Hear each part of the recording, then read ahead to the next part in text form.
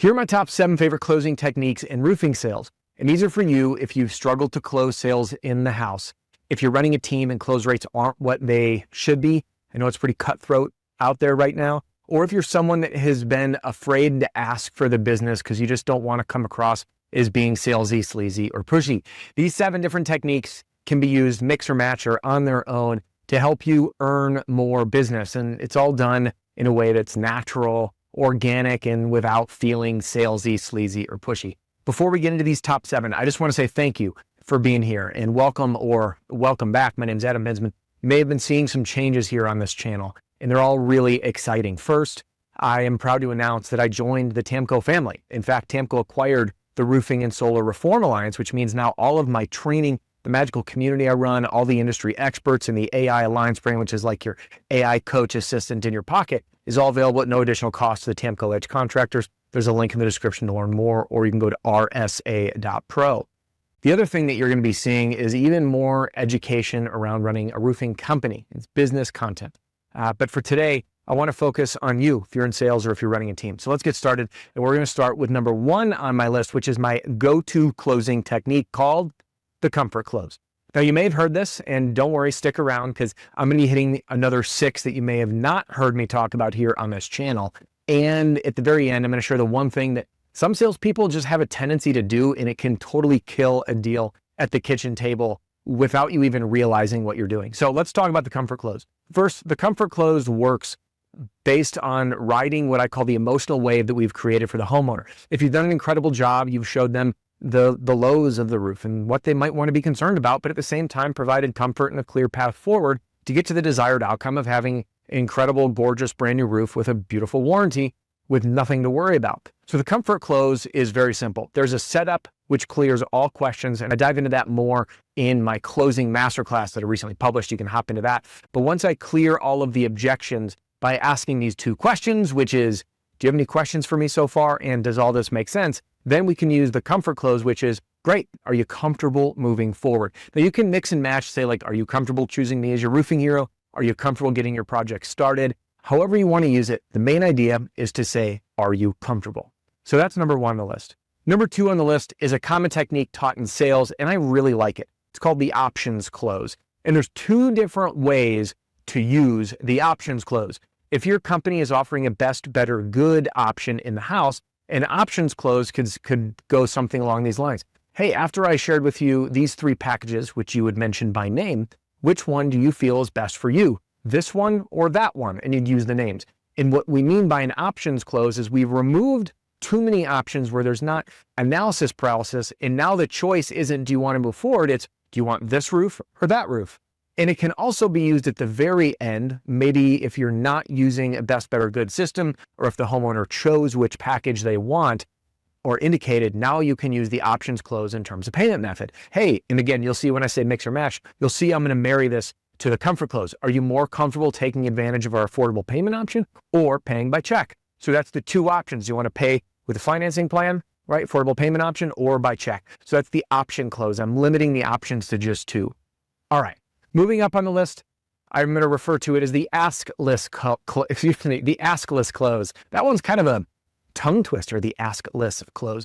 And this is the assumptive selling technique that can be done wildly effectively, but there's so much room for error that if a salesperson doesn't follow the steps appropriately, it can get lost. So the askless close uses this assumptive selling that could provide, again, a series of options questions. Once we get the package, then we pick the product, then we pick the color, then we might move on to, great, all we need is a deposit. So again, you never asked for the business. You're simply going through the process of the roof replacement, assuming you've already worked with them. Many times at the table, you'll find that you can have the contract out or your paperwork, literally selecting all of the options and building the contract or the proposal in front of them and say, great, all that's left is a deposit, right? And again, you're not asking for it, you're just guiding the homeowner through the process. So that's the askless close. Next up is another favorite of mine is the if-then close. Now you'll find this teaching oftentimes brought into the practice of overcoming objections. If we can do this, then are you moving forward? So an if-then close would work really well, as an example, in a storm damage environment. If a homeowner, let's say they had an older roof that was obliterated by a hailstorm, and maybe you're working by way of contingency as an example. And again, this will work for retail as well. You can say, hey, if we can take your roof from this old state with quite a significant amount of hail and wind damage to a brand new, beautiful roof with X, Y, and Z product and color, then would you be comfortable moving forward with us? And again, you'll notice that I'd married the comfort close in there. So if we can turn this into that, then would you move forward with us? Same thing if there was any objections that they brought up. I'll give you another example. If the homeowner had a special request and they wanted the roof installed on a Saturday, I could say, hey, if we can get your roof installed on Saturday, then are you comfortable moving forward with me today? And if they say yes, say, great, now we're good to go. So the if-then close can be used to build excitement about the future outcome of what their home could look like, as well as addressing a primary either concern, objection, or preference in the process. All right, next up, similar to the askless close, I call the install date close.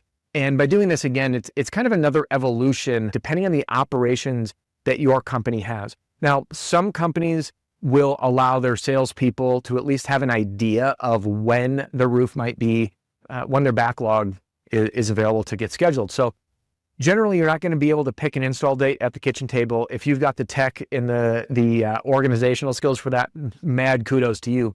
But generally speaking, a salesperson will know roughly the backlog. We're out 3 weeks.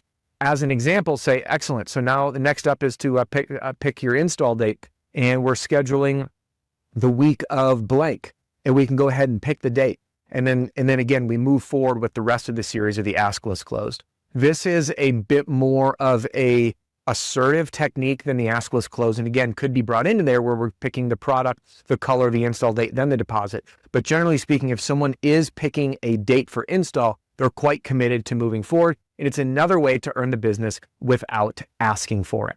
All right, this brings me to one of my other favorites on the list, which is what I call the negative agreement close. This is very similar to the technique you may have seen on this channel of me teaching how to do door-to-door sales. And in door-to-door, we often can lead with a question like, do you have any objection if I hop up on your roof for a complimentary inspection? So when I say, do you have any objection, naturally people, since we're 2 years old, we want to say no because it's a protection of boundaries. But when we say no, we're actually in agreement saying yes. And it's just a really comfortable way to engage with homeowners and meet them where they are. So a negative agreement close could say, hey, do you see any reason you wouldn't want to move forward with us? And if they say no, then say, great, all we need is an autograph right here and a deposit. So that's another way to transition to the close. Again, do you have any objection? Is there any reason you wouldn't want to move forward with us? Any no question would work just splendidly for the negative agreement.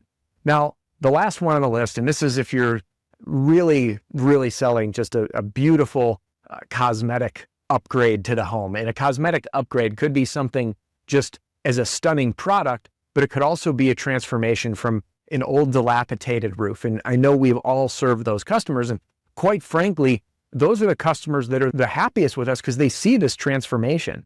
You know, the difference is like they buy something that makes them smile every time they pull in their driveway versus like getting new tires for their car, right? It's like, oh, it's the same tire, but I just had to replace them. It was expensive. And this is what I call the from to closed. If we can take your house from blank, let's just say it's an older home. If we can take your house from this older roof that's showing its age to a brand new gorgeous roof with so-and-so product, with so-and-so color, looking the best in the neighborhood, right? Then would you be comfortable moving forward? And again, you can see I've married the from to close with the comfort close. Now, psychologically, the from to close is a technique known as future pacing. And it's empowering the homeowner to envision what their roof will look like, the transformation that you're going to make happen before their eyes. This is slightly different than the if-then close because the if-then close is circumstantial or regarding a challenge, where the from to close